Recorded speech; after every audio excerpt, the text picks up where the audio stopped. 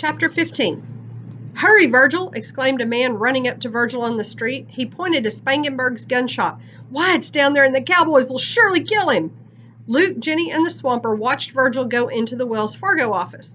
He stepped back out a moment later with a shotgun in his hand.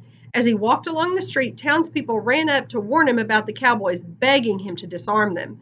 Then Johnny Behan came up to him. "Virgil, what on earth is going on around here?" he asked. "I overslept this morning and was in the barber shop when someone rushed in and told me trouble was brewing." "It's those cowboys," said Virgil. "They're in town just itching for a fight. Perhaps you should disarm them." "Now, Virgil, you know I'm more a tax collector than a lawman," replied Behan. "And besides, my deputies are all out of town tracking down escaped prisoners." "Is this guy good for anything?" asked Jenny. "Then maybe we should go together," said Virgil.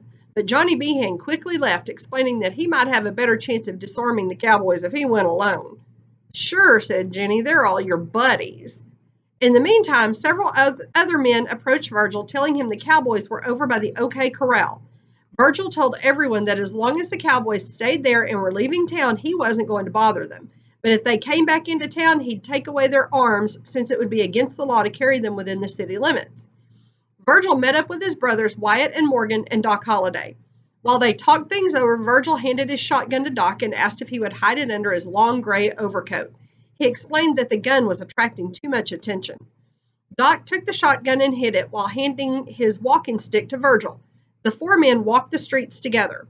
"He must have changed his mind about not bothering them if they stayed at the OK Corral," said Luke. "I've seen this scene before in the movies, and I know what happens next." "From what I hear, it was Wyatt who talked Virgil into going and disarming the cowboys," said the swamper. "And you're right, Luke. Virgil should have stayed with his plan to let the cowboys leave town."